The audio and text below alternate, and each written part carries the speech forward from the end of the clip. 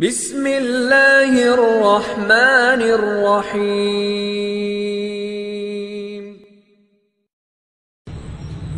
حضور اکرم صلی اللہ علیہ وسلم نے رمضان کے قریب ارشاد فرمایا صحابہ سے کہ دیکھو رمضان کا مہینہ آ رہا ہے، 7 باتیں بتائیں آپ صلی اللہ علیہ وسلم نے۔ کتنی؟ 7 باتیں بتائیں رمضان سے پہلے۔ رمضان سر پہ ہے نا،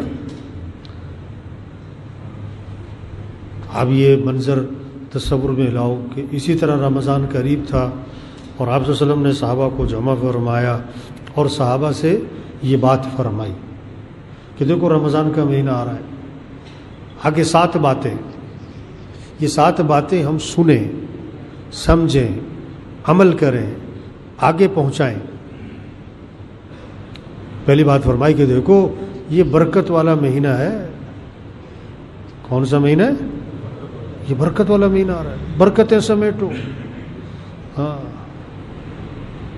تھوڑے پیسے ہیں لیکن ہیں برکت والے،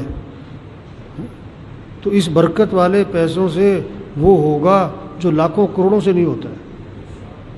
مکان چھوٹا ہے لیکن برکت ہے، تنخواہ تھوڑی ہے لیکن برکت ہے، تو برکتیں ہوں گی تو زندگی آسان ہو جائے گی، خوبصورت ہو جائے گی، پرسکون ہو جائے گی۔ تو یہ کون سا مہینہ آ رہا ہے؟ برکت والا مہینہ، برکتیں سمیٹو۔ بکری جو ہے 1-2 بچے دیتی ہے، کتیا 8-10، روزانہ کیا ذبح ہوتے ہیں؟ بکرے۔ اور ریوڑ کس کے نظر آتے ہیں؟ بولو بھائی، کبھی آج تک آپ نے کتوں کا ریوڑ دیکھا؟ کیونکہ برکت کس میں؟ بکریوں میں، کتوں میں نہیں۔ اس کی ایک وجہ لکھی ہے کہ بکری جو ہے رات اندھیرا ہوتے ہی سو جاتی ہے۔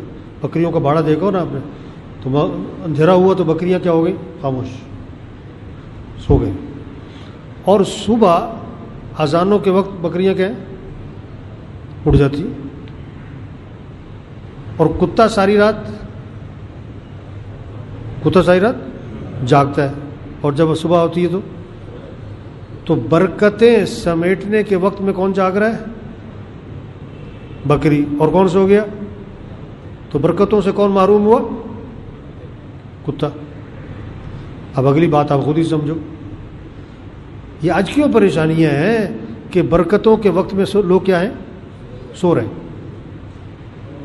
اللہ نے رات بنائی کس لیے؟ سونے کے لیے، اور دن بنایا، شریعت کا مزاج ہے رات کو جلدی سونا صبح کو، اور شیطانی مزاج ہے رات کو دیر سے سونا صبح کو۔ تو یہ رمضان کا مہینہ آ رہا ہے، پہلی بات فرمائی کہ یہ کس کا مہینہ ہے؟ یہ برکت والا مہینہ ہے۔ یہ بات سب کو سمجھائیں، او بھائی برکت والا مہینہ آ رہا ہے، برکتیں سمیٹو۔ دوسری بات فرمائی، اللہ اپنے بندوں کی طرف متوجہ ہوتے ہیں۔ اللہ اپنے بندوں کی طرف، اللہ کی توجہ ہوتی ہے،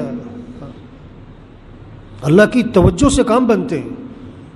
جیسے کہتے ہیں نا، یار فلاں افسر کی بڑی توجہ ہے تمہاری طرف، یار بڑی نظر ہے تمہاری طرف، یار بڑی تمہاری بات سنتا ہے وہ، یار بڑا تمہارا فون فوراً اٹھاتا ہے۔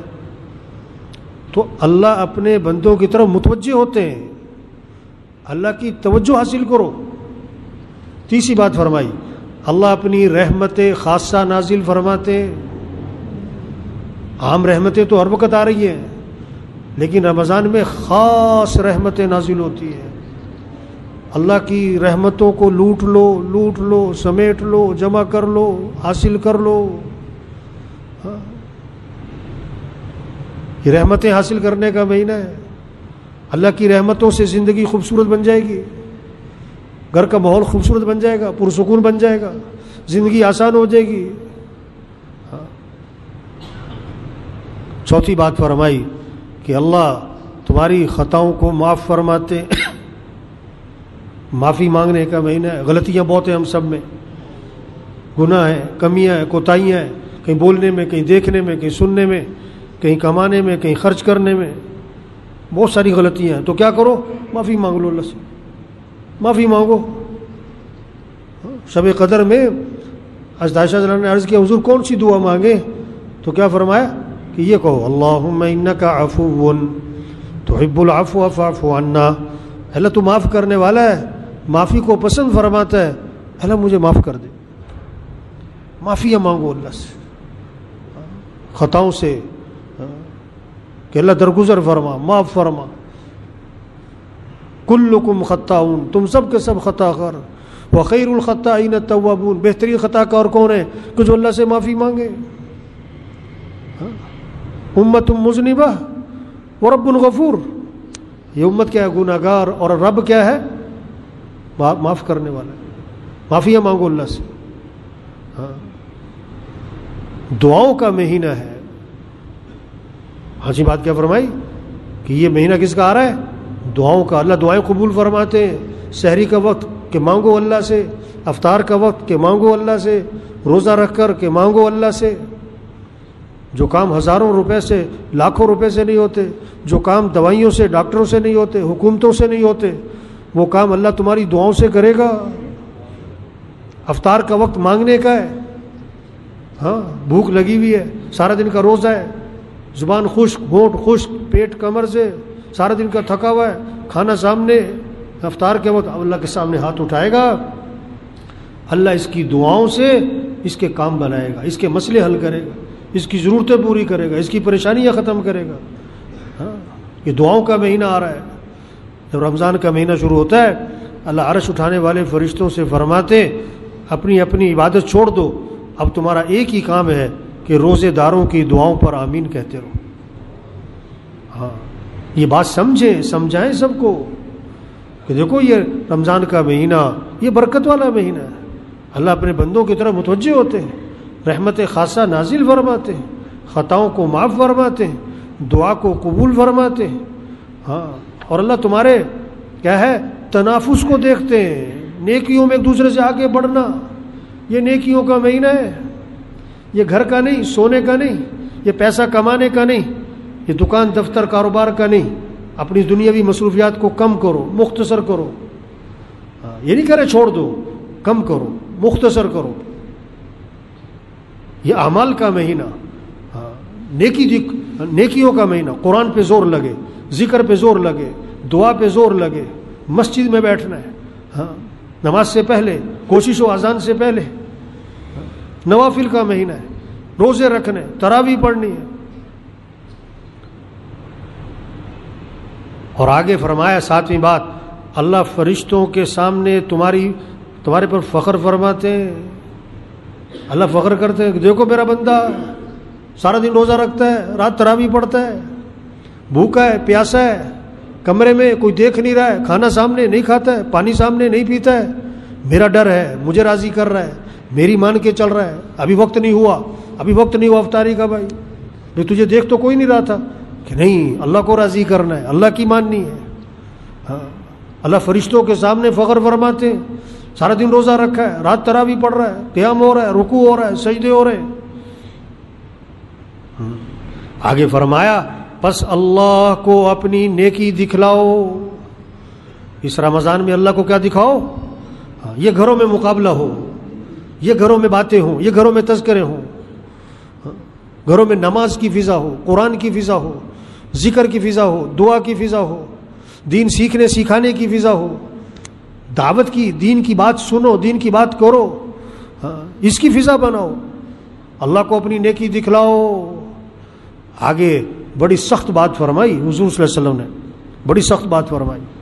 لہجہ آپ کا سخت ہو گیا ہے، الفاظ میں شدت آ گئی آپ کے. فرمایا کہ بد نصیب ہے وہ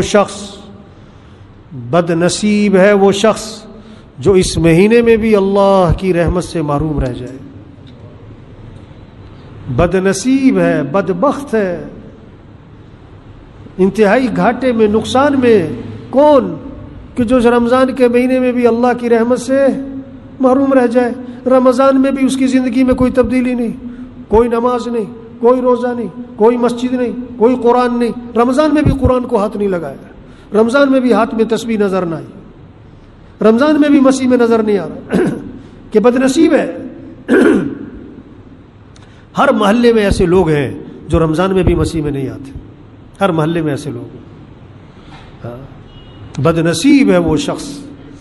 جبریل علیہ السلام جو فرشتوں کے سردار ان کی بددعا ہے، اور حضرت محمد صلی اللہ علیہ وسلم جو انبیاء کے بھی سردار، ان کی آمین ہے۔ فرمایا کہ برباد ہو، ہلاک ہو وہ شخص کہ رمضان جیسا مہینہ پایا ہو اور اس کی مغفرت نہ ہوئی ہو۔ اور اللہ کے نبی نے فرمایا آمین۔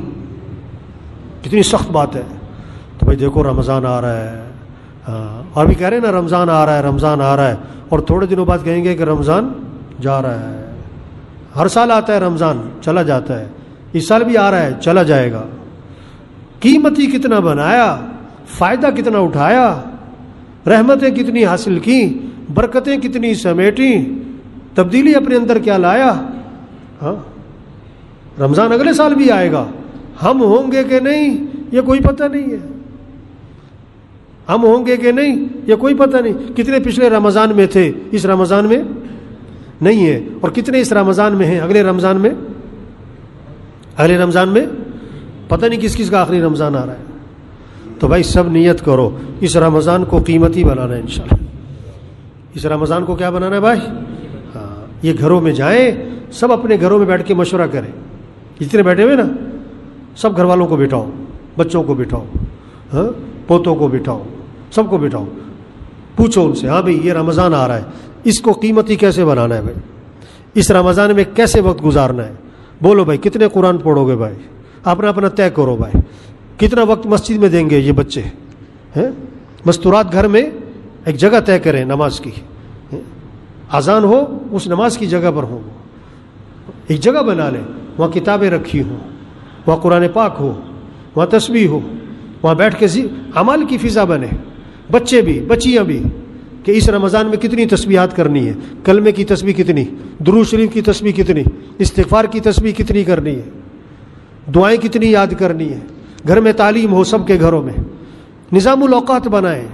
اگر رمضان کو قیمتی بنانا ہے، ایک بہت اہم اصول ہے، بہت آسان، کہ اپنا نظام الاوقات بنا لو۔ یہ اٹھنے کا وقت ہے، یہ سونے کا وقت ہے، یہ نماز کا، یہ قرآن کا وقت، یہ ذکر کا، یہ گھر کا وقت، یہ مسجد کا، یہ دکان کاروبار کا، مستورات ہیں یہ بھی طے کریں، سحری کا وقت، افطاری کا وقت، سحری افطاری کو سادگی پر لائیں۔ زیادہ کھانا کمال نہیں ہے، کم کھانا کمال ہے۔ ایک وقت میں کئی چیزیں کھانا کمال نہیں ہے، ایک چیز کھانا کمال ہے۔ بیماریاں زیادہ کم کھانے سے نہیں، زیادہ کھانے سے آتی ہیں۔ ایک وقت میں کئی چیزیں کھانے سے بیماریاں زیادہ بڑھتی ہیں۔ افطاری کو سادگی پر لائیں، کھجور سے افطاری کر لیں، کھانا کھا لو بس۔ یہ 10 چیزیں جو جمع کرتے ہیں، دنیا کا بھی نقصان، آخرت کا بھی نقصان، معدے کا بھی نقصان، پیٹ کا بھی نقصان، اعمال میں بھی کمی کوتاہی۔ جب اتنا پیٹ بھر کے کھا لیا تو تراویح کیسے پڑے گا؟ تکبیر اولیٰ تو ملتی کوئی نہیں مغرب میں۔ تو سب نیت کریں بھئی اپنا نظام الاوقات بنائیں گے انشاءاللہ۔ آواز میں کرنٹ کوئی نہیں ہے، یہ سب کیا بنائیں گے؟